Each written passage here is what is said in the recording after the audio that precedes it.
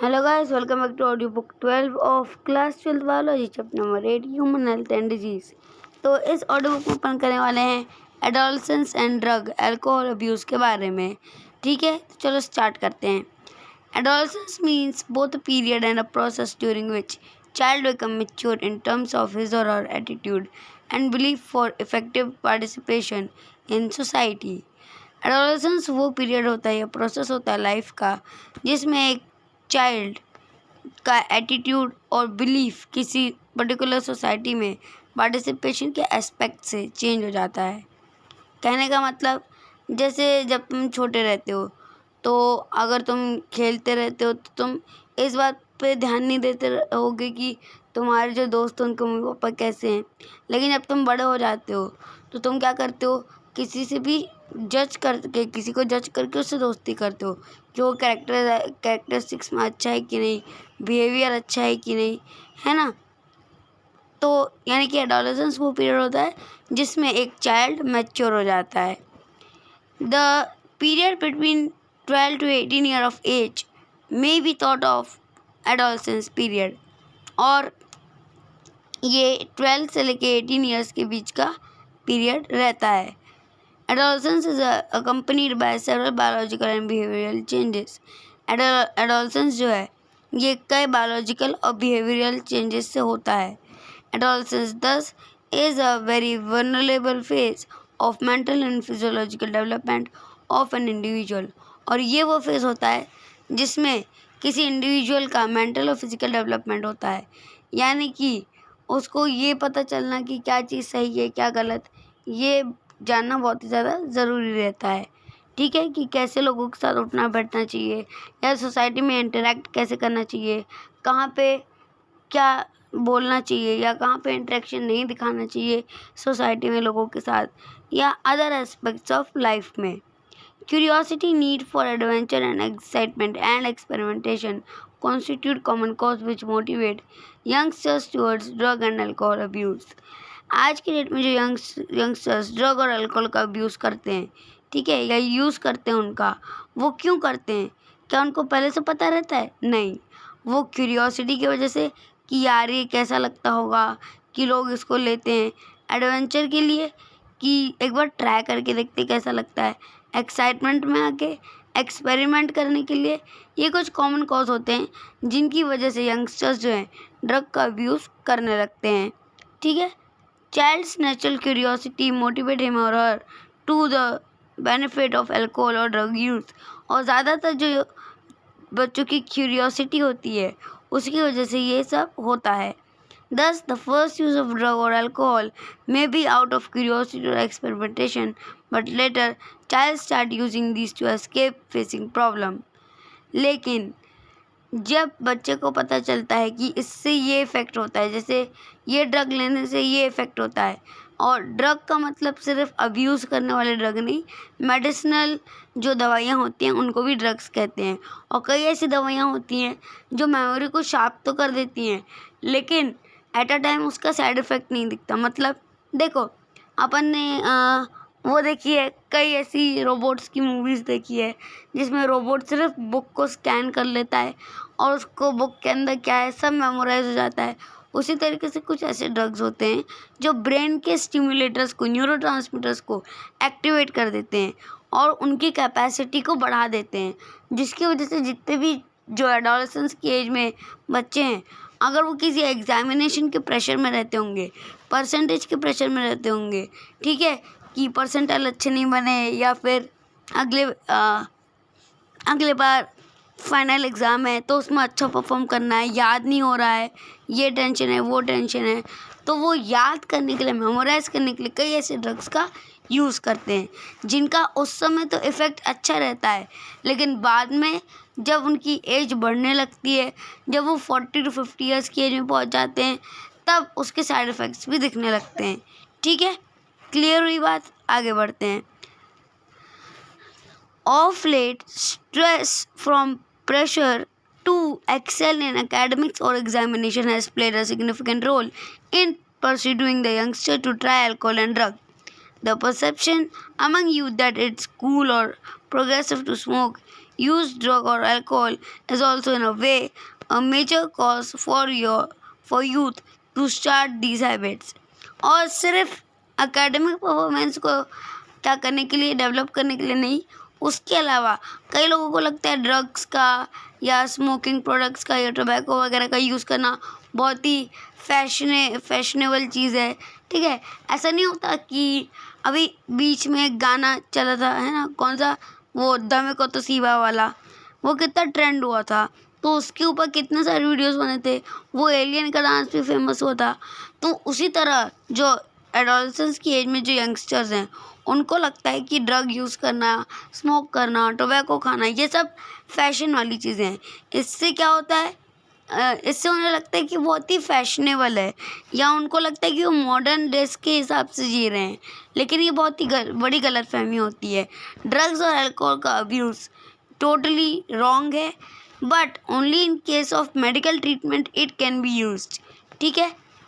बाकी तो कई और रीजंस भी हो सकते हैं। Television, movie, newspaper, internet also help to promote this perception.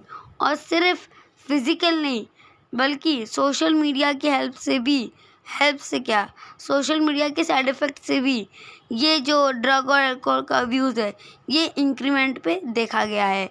कैसे? देखो, ज़्यादातर क्या होता है, जितनी भी आजकल मूवीज़ लॉन्च हो रही हैं, ठीक है, आज की बात कर लो या 5-6 साल पहले जो मूवीज़ लॉन्च हो चुकी हैं उन सब की बात कर लो, तो उसमें क्या दिखाते हैं, हीरो जो है वो स्मोकिंग करता है, ड्रिंक करता है, ठीक है, वो बहुत ही कूल दिखता है चश्मा वश्मा लगा के, ठीक है, उस तरीके से एकदम। तो उससे बच्चों को क्या लगता है, जो टीनेजर्स हैं, कि ये बहुत ही कूल चीज़ है, क्योंकि ये एक माइंडसेट रहता है कि जो चीज़ पेरेंट्स बता रहे हैं वो उस समय समझ में नहीं आती, लेकिन जो चीज़ दूसरा कर रहा है वो लगता है कि वही फैसिनेटिंग चीज़ है, ठीक है। ऐसा होता है ना कई बार कि मम्मी कहती है कि जायंट व्हील पे मत बैठो, जो बड़ा वाला कौन सा रोलर कोस्टर है उस पर बैठो, लेकिन दोस्त जायंट व्हील पे बैठते तो अपने को क्या लगता है, नहीं जायंट व्हील अच्छा होगा, इससे तो वो बैठा है। यानी कि दूसरे को देख के अपन सीखने की कोशिश करते हैं, बजाय अपने जो बताते हैं उसको सीखने के, ठीक है। तो न्यूज़पेपर, ठीक है, टेलीविज़न, मूवी, ये सब जो है इसको प्रमोट करते हैं। Other factors that have been seen to be associated with drug and alcohol abuse among adolescents are unstable or unsupportive family structure and peer pressure. उसके अलावा कई जो adolescence एज में जो बच्चे होते हैं वो पेरेंट्स, पीर प्रेशर, यानी कि रिलेटिव्स वगैरह, फ्रेंड्स वगैरह, टीचर्स वगैरह के प्रेशर में आके ड्रग का गलत इस्तेमाल करने लगते हैं। मतलब अब कोई बच्चा है 10th क्लास में है मान लो, 12th क्लास में है मान लो, ठीक है, एग्ज़ाम के प्रेशर में, पिछले कुछ एग्ज़ाम्स में जो हाफ ईयरली वगैरह हैं, प्री बोर्ड्स हैं, उनमें मार्क्स अच्छे नहीं आए, पेरेंट्स से डांट पड़ रही है, टीचर्स से अलग डांट पड़ रही है, दोस्तों से अलग सुनने में आ रहा है कि यार पढ़ना लिखना तेरे से कुछ हो नहीं पाता, यानी कि उसके प्रेशर में भी आके उस प्रेशर को कम करने के लिए ड्रग्स लेने लगते हैं, जो कि बाद में उनके लिए एक और टाइप का प्रेशर बन जाता है। उस समय के लिए तो वो क्या होता है, लगता है कि हाँ इससे हमारा प्रेशर कम हो गया है, लेकिन उससे और प्रेशर बढ़ जाता है। एक तरीके से ड्रग और अल्कोहल पूरे सोसाइटी के लिए साइलेंट किलर की तरह काम करते हैं, ठीक है। यानी कि ये अगर कोई स्नाइपर है तो वो बजाय कंधे, घुटने, पेट यहाँ मारने की जगह सीधे ब्रेन शॉट मारता है, उसी तरीके से, यानी कि हेड शॉट, उसी तरीके से ड्रग और अल्कोहल भी बजाय एक एक को अफेक्ट करने के पूरी सोसाइटी को अफेक्ट करते हैं, ठीक है। अब आगे बात करते हैं एडिक्शन एंड डिपेंडेंस की। Because of the perceived benefit drug are frequently use repeatedly. उसके कुछ बेनिफिट्स की वजह से आज की डेट में ड्रग ज़्यादातर यूज़ किए जाते हैं। Most important thing which one fail to realise is the inherent addictive nature of alcohol and drug. Inherent addictive nature मतलब देखो, ये मैंने पहले भी समझाया था, अगर तुम कभी बाहर खाना खाने जाते हो, मान लो तुम किसी पार्टी में गए थे, शादी बारात की, किसी रिलेटिव की, या तुम बाहर घूमने गए थे न्यू ईयर के दिन, और तुमने वहाँ क्या खा लिया, मान लो तुमने वहाँ पे खा लिए momos, noodle, Chinese, Maggi, chilli paneer, कुछ भी खा लिया हो, तो क्या ऐसा लगता है ना यार खा के मज़ा आ गया, एक और बार चले क्या, ठीक है। मतलब उसी दिन नहीं लगता, 2-3 दिन बाद मन होता है ना यार, चिली पनीर की खाने का मन हो रहा है या चाइनीज़ खाने का मन हो रहा है, चाट खाने का मन हो रहा है। तो क्यों होता है? क्योंकि ये जो खाना है, उसका जो टेस्ट है, उसका जो फ्लेवर है, वो ब्रेन में कहीं न कहीं सेट हो जाता है, जिसकी वज़ह से ब्रेन बार-बार उस चीज़ को खाने के लिए क्या करता है, सिग्नल्स ट्रांसमिट करता है अपने बॉडी को कि यार खा लेते हैं ना, खा लेते हैं ना, एक आध बार चलता है बाहर का खाना। उसी तरीके से जब कोई बंदा पहली बार ड्रग लेता है, तो उस समय तो उसको अच्छा लगता है, लेकिन वो कहता है नहीं ये बुरी चीज़ है, इसको छोड़ दो। लेकिन उसके ब्रेन में एक बार अगर उसका स्वाद चढ़ गया, तो फिर ब्रेन क्या कहता है, नहीं यार इससे अच्छा लग रहा था, ठीक है, माइंड रिलैक्स फील हो रहा था, बॉडी स्ट्रेस फ्री महसूस हो रही थी। तो उसकी वजह से क्या होता है, उसको और लेने की इच्छा होती है, जिसकी वजह से क्या होता है, फिर वो एडिक्शन में आ जाता है, ठीक है, यानी हम उस ड्रग के एडिक्ट हो जाते हैं। Addiction is a physiological attachment to certain effects such as euphoria and a temporary feeling of well-being associated with drug and alcohol। और ज़्यादातर ये जो ड्रग्स और अल्कोहल है, इनकी वजह से ऐसा लगता है कि यूफोरिया मतलब अपनी दुनिया के बारे में सोच रहे हैं, कोई दुख तकलीफ नहीं ऐसा सोच रहे हैं, या जीवन में कुछ चल ही नहीं रहा है, बिल्कुल शांति छाई हुई है ब्रेन में, ऐसा लगता है ड्रग्स लेने के बाद। इसकी वजह से भी ड्रग्स वावा लेने का एडिक्शन हो सकता है। These drive people to take them even when they are not needed। और ये उन्हें तब भी लेने पे, यानी कि ड्रग्स का असर लोगों को तब भी लेने पे मजबूर करता है जब वो किसी प्रॉब्लम में नहीं है। मान लो कोई बंदा था डिप्रेशन में, उसको एक ड्रग दिया जिससे कि उसका डिप्रेशन कम हो जाए, डिप्रेशन तो हट गया, बंदा एकदम फिट फाट हो गया, लेकिन जो ड्रग उसको दिया था, हो सकता है उस ड्रग का उसको वो ड्रग उसको इतना अच्छा लगा हो कि वो ड्रग रोज़ लेने लगा कि यार ये ड्रग लेने से दिमाग शांत हो जाता है, नींद अच्छी आती है, ठीक है। तो ये जो क्या होता है कि जो उसकी वजह से इफ़ेक्ट्स जनरेट होते हैं ना, वो बार-बार ब्रेन के सिग्नल्स को इम्पैक्ट करते हैं कि तुम ये ड्रग लो, इस ड्रग से बॉडी को अच्छा लगता है, ठीक है, उस तरीके का हाल है, ठीक है। When are not needed or even when their use becomes self-destructive with repeated use of drug, tolerance level of receptor present in a body increase, consequently the receptor respond only to higher dose of drug or alcohol leading to greater intake and addiction। और ऐसा नहीं है कि पहली बार अगर तुमने मान लो थोड़ा सा एकदम चुटकी भर ड्रग लिया होगा, ठीक है, किसी डिप्रेशन को ओवरकम करने के लिए, तो अगली बार भी तुम pinch of drug he use करोगे, नहीं। जब दूसरी बार यूज़ करोगे तो हो सकता है तुम half a table spoon drug use करो, उसके बाद जब तीसरी बार यूज़ करोगे तो 1 टेबल स्पून, फिर 2 टेबल स्पून, फिर 3 टेबल स्पून, तो 2, 3, 4 ऐसे करके पैकेट्स पे बात आ जाती है, ठीक है। ये कुछ इस तरीके से है कि जैसे कोई छोटा बच्चा है, उसने पहली बार चॉकलेट खाई, तो वो 1 चॉकलेट खाता है पहली बार, तो उसको लगता है वाह कितनी अच्छी थी। दूसरी बार जब वो खाता है तो हो सकता है वो 2 खाए, तीसरी बार हो सकता है वो कोई ऐसी चॉकलेट ले जिसमें 1 से ज़्यादा चॉकलेट्स आती हों, जेम्स वगैरह, है ना। तो यानी कि ड्रग का जो साइड इफ़ेक्ट है, वो धीरे-धीरे करके उसका जो अमाउंट है इनटेक करने का, वो बढ़ता जाता है, ठीक है। क्या होता जाता है? बढ़ता जाता है। आगे क्या है? Consequently, the receptors respond only to higher dose of drug or alcohol, leading to greater intake and addiction. However, it should be clearly borne in mind that use of drug even once can be forerunner to addiction. Thus, the addictive potential of drug and alcohol pull the user into a vicious circle, leading to their regular use, which becomes abuse, from which she may not be able to get out। और ये जो drug का use है ये abuse में convert हो जाता है। In the absence of any guidance और counselling, person get addicted and become dependent on their use. और किसी सही गाइडेंस के ना मिलने की वजह से, काउंसलिंग ना मिलने की वजह से जो एडिक्टेड पर्सन है वो ड्रग्स के इस पर्टिकुलर इफ़ेक्ट में क्या होता है, गुथता ही चला जाता है, नहीं वो ड्रग्स लेते ही चला जाता है, जिसकी वजह से several type of diseases cause हो जाती हैं।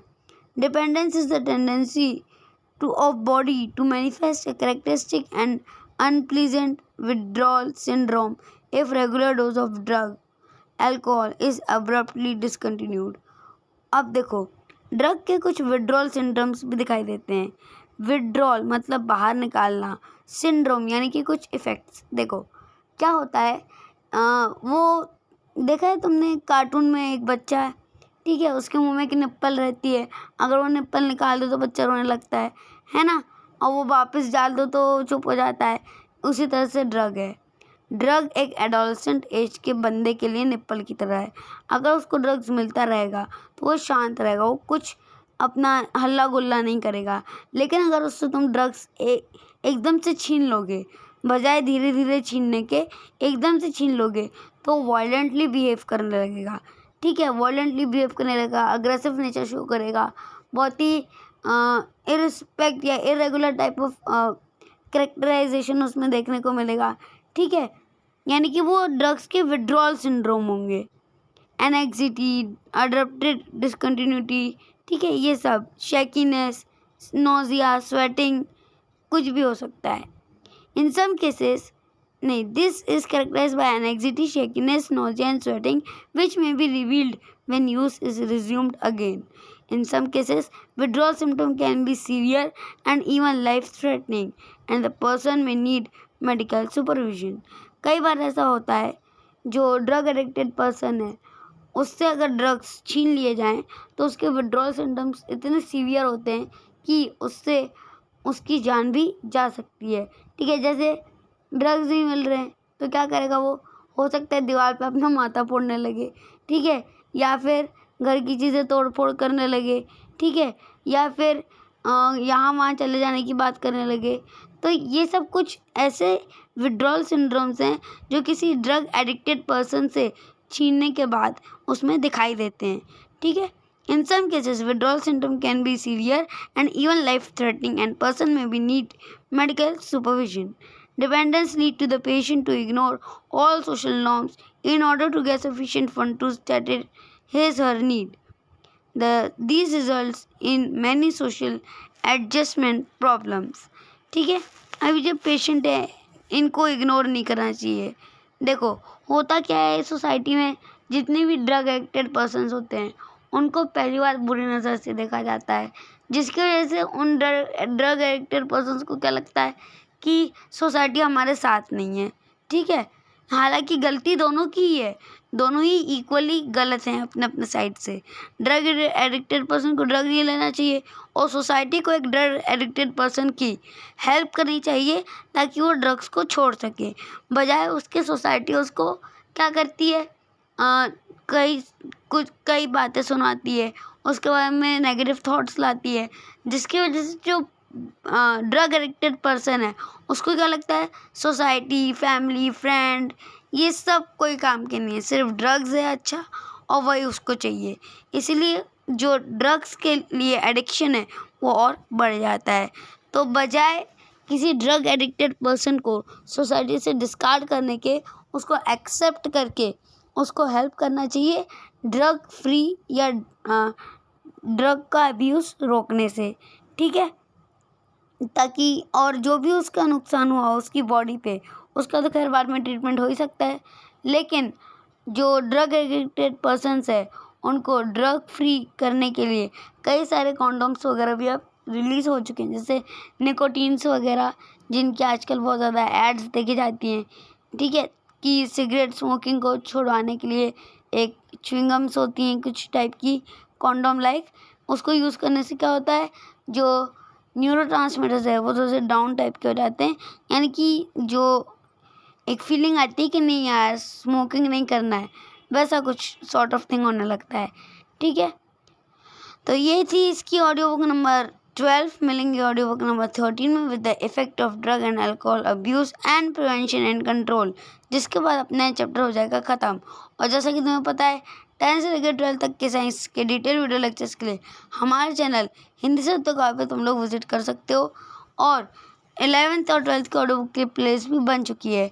11th की ऑडियो बुक की प्लेलिस्ट में बायोलॉजिकल क्लासिफिकेशन, प्लांट किंगडम, ठीक है, morphology of flowering plant, structural organisation animal, cell unit of life, biomolecule, फिर ह्यूमन फिजियो के कई चैप्टर्स जैसे कि breathing and exchange of gases, excretory product and elimination, body fluids and circulation, locomotion, movement, neural control and coordination डल चुके हैं। और 12th की ऑडियो बुक की प्लेलिस्ट में flowering plant, human reproduction, reproductive health, principle of inheritance and variation and evolution डल चुका है। और ह्यूमन हेल्थ के इसके पहले के 11 पार्ट्स भी डल चुके हैं।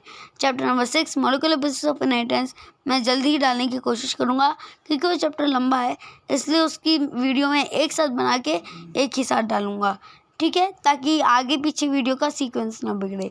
तो मिलते हैं नेक्स्ट ऑडियो बुक में विद अ न्यू टॉपिक। तब तक के लिए अगर ये ऑडियो बुक अच्छी लगी हो तो लाइक कर दो, शेयर कर दो और सब्सक्राइब कर दो चैनल को। और जैसा कि तुम्हें पता है कि मेरा इंस्टाग्राम पे भी अकाउंट है, विक्रमादित्य डैश एरो के नाम से, ये मेरा ही अकाउंट है। यहाँ आके तुम मुझे फॉलो कर सकते हो, ठीक है। 54 फॉलोवर्स हैं और इसमें कई सारे इंपॉर्टेंट वीडियोस और पोस्ट मैंने डाल रखी है। जैसे कि ये लेटेस्ट पोस्ट है जिसमें देखो माइटोसिस समझा रखा है मैंने आईफोन के थ्रू। पहले पेरेंट सेल है 2n, फिर कैरियोकाइनेसिस हुई तो 2n में एलोंगेशन हो गया, फिर साइटोकाइनेसिस हुई तो 2 न्यू सेल्स बन गई, ठीक है। इस तरीके के और भी इंटरेस्टिंग जो फीडबैक्स हैं ये तुमको मेरे अकाउंट पे देखने को मिल जाएंगे। तो मिलते हैं नेक्स्ट ऑडियो बुक में विद अ न्यू टॉपिक। तब तक के लिए this is me Vikramaditya Rao signing off. और ये वीडियो ऑडियो बुक अच्छी लगी हो तो लाइक कर दो, शेयर कर दो, सब्सक्राइब कर दो चैनल को और कमेंट करके बताओ कैसी लगी। Thanks for watching. Stay safe, stay healthy. ओम साइमन, बाय।